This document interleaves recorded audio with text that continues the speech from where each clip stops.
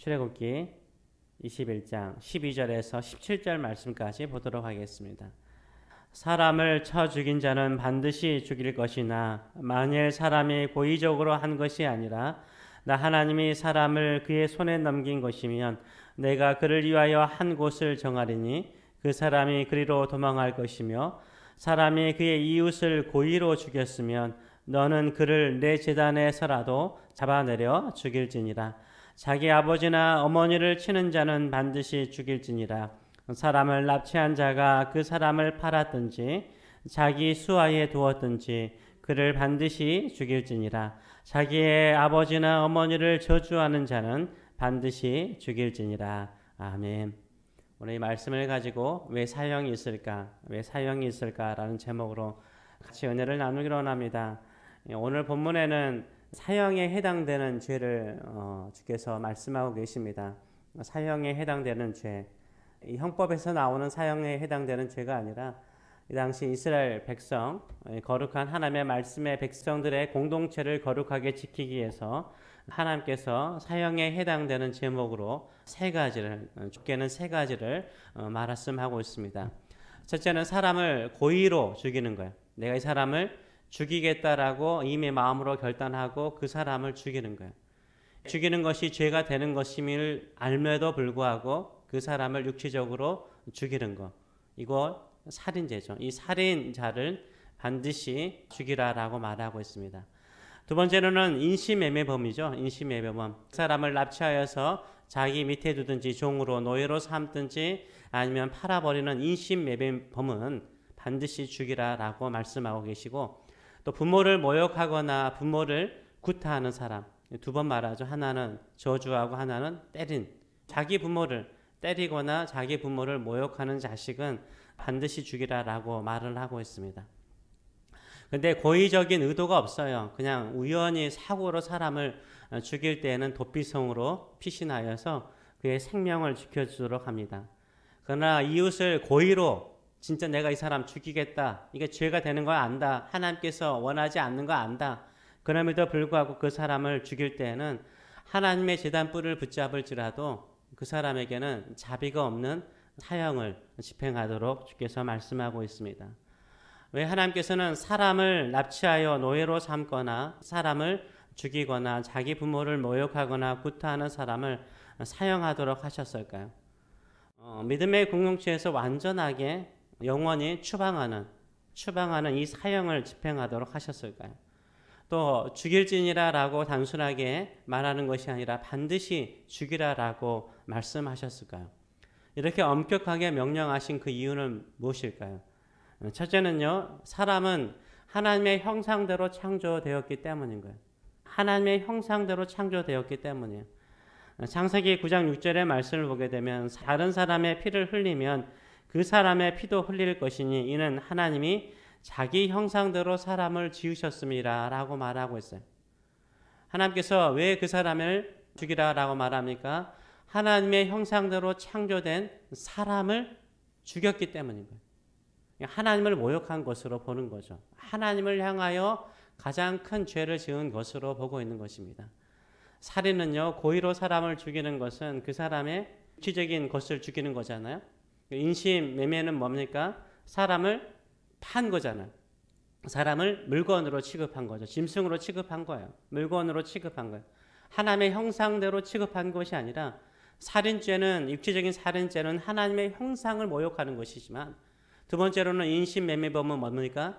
하나님의 형상대로 창조된 인간의 인격을요, 짐승으로 취급해서 팔아버리는 거예요. 똑같은 거라는 거예요.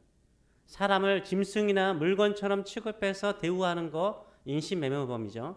그런 사람도 사형에 처할 것을 말하고 있고, 자기 부모죠. 자기 어머니, 아버지를 모욕하거나 구타한다는 것은 뭡니까? 어머니, 아버지로부터 나에게 생명이 주어졌고 어머니, 아버지에게 내가 뭘 받았죠? 사랑을 받았죠. 부모로부터 무한한 사랑과 돌봄을 받았음에도 불구하고 그 은혜를 뭘로 여기는 거예요? 모욕이나 구타를 통해서 아버지, 부모를 때림을 통해서 은혜로 갚지 않은 거예요. 그러니까 살 가치가 없는 걸로 하나님께서 취급하시는 것을 보여주고 있어요. 일종의 하나님의 형상대로 만들어진 사람의 인격을 무시하는 죄를요, 하나님께서 절대 가볍게 여기지 않으시는 거예요. 우리도 인생을 살아가면서요, 사람의 인격을, 사람의 생명을 가볍게 여기는 죄를 범하면 안 돼요. 사람은요, 인간으로 태어나는 그 순간부터 존중을 받아야 되는 거예요. 인간은 인간으로 태어나는 그 순간부터 존중을 받아야 돼요. 왜 그럴까요? 하나님의 형상대로 창조되었기 때문에. 인간이 어린아이로 태어날 때 부모뿐만 아니라 그 이웃들이 다들 귀엽다라고 좋아해요. 우리가 부르는 복음성가처럼 사랑받기에 태어난 아이죠. 얼마나 사랑스럽게 봅니까? 근데 인격을 무시하는 말을 하거나 모욕을 하거나 최고의 사랑을 베푸는 그 사랑과 은혜를 가볍게 여기는 사람을 하나님께서 가볍게 여기지 않는 것을 보여주고 있습니다. 사람들이요, 공동체 안에 있는 사람의 인격이나 생명이나 권위에 대한 존중이 무너지게 되면 사람들은 이상하게 뭐가 됩니까? 짐승이 돼요. 하나님의 형상이 아닌 짐승처럼 사람이 살아갈 때가 많아요. 언제 사람들이 사람이 아닌 짐승이 될 때가 있습니까? 전쟁 때예요. 전쟁은요, 사람을 사람으로 여기지 않아요. 물론 전쟁을 하더라도 좀 인간답게 싸우자, 그래서 제네바 협정을 통해서 전쟁 범죄로 여기고 있는 곳이 있어요. 그럼에도 불구하고 전쟁의 현장에 딱 들어가면요, 인간은 뭐가 돼요? 짐승이 돼요. 사람을 죽이는 그 순간부터, 사람을 학살하는 그 순간부터 사람으로 보이지 않는 거예요. 그 사람이 나를 죽이는 사람으로 보기 때문에 사람을 인격으로 대우하지 않는 거예요. 하나님은 사람이 사람답게 살기를 원하시지 짐승처럼 살기를 원하지 않아요. 하나님의 형상으로 창조된 인간의 존엄성이 사라질 때가 있어요. 그게 죽일 때예요. 살인하고 사람을 매매하고 권위에 대한 도전하고 은혜로 알지 못하고 사랑을 사랑으로 갚지 않는 죄를 범할 때 그 한 인간의 존엄성이 사라지기 때문에 하나님께서 그것을 엄히 처벌하도록 말씀하십니다. 두 번째로는 왜 그렇습니까? 이게 최고의 범죄죠. 최고의 범죄일 뿐만 아니라 죄의 특성이기 때문인 거예요. 죄의 특성. 사형이라면 최고의 죄죠. 그런데 이 최고의 죄를 하나님께서 없애기를 원하세요. 뿌리를 뽑기를 원하세요. 왜 그렇습니까? 죄의 특성의 두 가지 특성 때문이에요. 이 특성에 가장 강하게 배어 있는 것, 뿌리를 가장 깊이 내리고 있는 것이 이 세 가지의 죄이기 때문입니다. 죄를 범하면 무엇이 있습니까? 여러분, 죄를 범하면 무엇이 있어요? 죄를 범하는 그 순간 하나님의 말씀을 어기고 죄를 범하는 그 순간 내 안에 뭐가 생기죠? 쾌감이 생겨요. 쾌감이 생겨요. 이거는 이미 호르몬적으로도 이미 많이 과학이 증명되고 있는 상황이에요. 죄를 범하면요, 사람에게 쾌감이 생겨요. 한 번 사람을 죽이면요, 그 사람을 죽이는 쾌감이 있대요.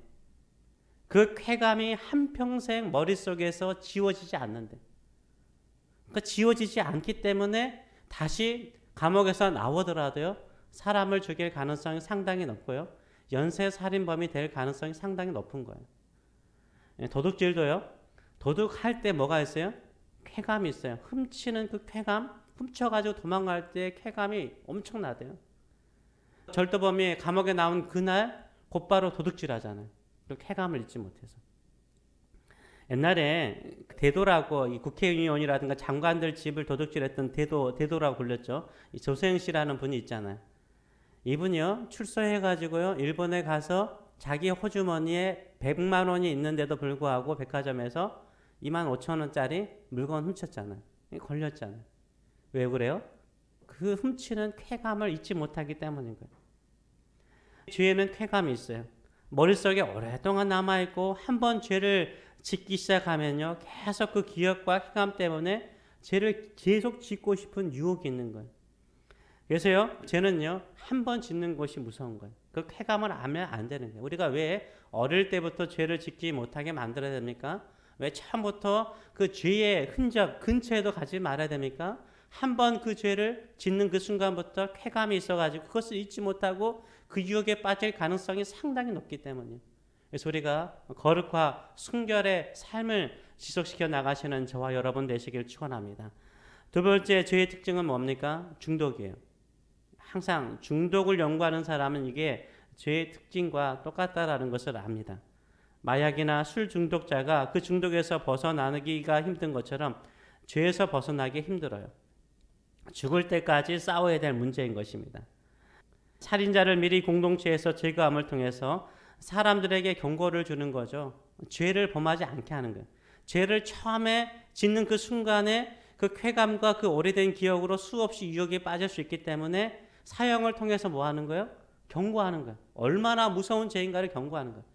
거기에 발을 디디는 순간 네가 얼마나 하나님의 인격을 잃어버리고 짐승처럼 될 수 있는가를 가르쳐 주는 거예요. 그래서 그 사람을 거룩하게 지킬 뿐만 아니라 거룩한 공동체를 지키기 위해서 하시는 거죠. 한번 살인의 맛을 들이면 인간의 힘으로 이길 수 있는 힘이 우리에게 없어요. 제가 처음에 짓기 힘들어도요. 죄를 짓고 나면 그 기억과 그 쾌감 때문에 벗어나지 못해서 중독성이 생기는 거죠. 도박도 그렇고 모든 것이 다 그렇잖아요. 그래서 뭐 해야 돼요? 뿌리를 뽑아야 돼요. 뿌리를 뽑아야 돼요. 하나님께서 그 공동체 안에 이런 나쁜 죄, 아주 최악의 죄, 뿌리를 뽑기를 원하신 거예요. 그래서 반드시 죽일지니라 라고 말씀하고 있습니다. 봄이 되면은 식물들도 살아나지만 우리를 좀 해롭게 하는 식물들도 있죠. 포이즌 아이비 주변에, 여기 교회 건물 주변에 아니고 저쪽 펜스 쪽이 좀 있는데요. 교회 주변에 포이즌 아이비가 있습니다. 봄마다 제가 포이즌 아이비를 죽이려고 제초제를 좀 뿌리거든요. 그런데요, 죽은 것 같이 보이는데요, 봄이 되고 가을이 되면 다시 또 살아나요. 다시 살아나요. 해마다 다시 살아나요. 봄마다 살아나요. 왜요? 뿌리가 살아있기 때문인 거죠.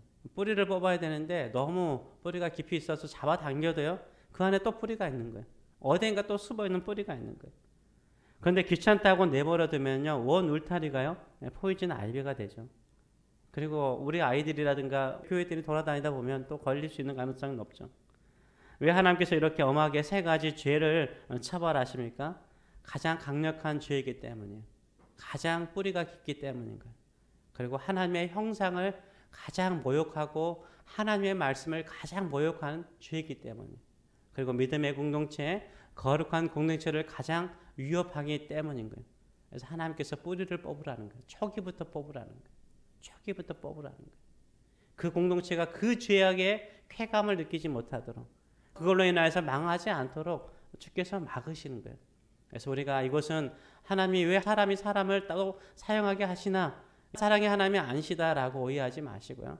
우리를 보호하고 우리 인간이 인간답게 인격체로 하나님의 형상대로 창조된 인간으로 존중받는 사회, 존중받는 공동체가 되기 위해서 주신 명령이라는 것을 인정하시고, 우리도 사람을 대할 때마다 하나님의 형상대로 창조된 인격이라고 받아들이시고 인격으로 대하시는 저와 여러분 되시길 축원합니다. 정말 말 한마디라도 하나님의 형상으로 대우하시는 저와 여러분 되시길 축원합니다. 기도하겠습니다. 살아계신 하나님 아버지, 제가 이 땅에 들어올 때 슬며시 들어왔지만 그 죄악이 얼마나 많은 것들을 파괴시켰는지 모릅니다. 가인이 아벨을 죽이고 가인의 후손의 라멕은 자기를 상하게 했다라고 그 젊은이들을 죽이고, 살인이 살인을 부르고, 계속해서 사회는 전쟁과 인신매매와 하나님의 형상대로 창조된 인간이 하나님의 형상답게 살아가는 것이 아니라 마치 하나님의 형상을 잃어버리고 하나님의 말씀을 잃어버린 짐승처럼 욕망을 따라서 살아가는 경우가 너무나 많습니다. 이런 사회가 아니라 서로가 서로를 존중하고 인격과 인격으로 존중하고 하나님의 형상대로 존중하며 사랑하고, 은혜를 은혜로 알고 사랑을 사랑으로 알고, 하나님의 말씀에 순종함을 통해서 우리 안에 있는 깊은 죄악의 뿌리를 뽑아버리게 하여 주시고, 순결과 거룩한 삶을 통해서 주께 영광을 돌리고 선한 영향력을 끼치는 저희들의 삶들이 될 수 있도록 축복하여 주시옵소서. 감사드리며 예수님의 이름으로 기도하옵나이다. 아멘.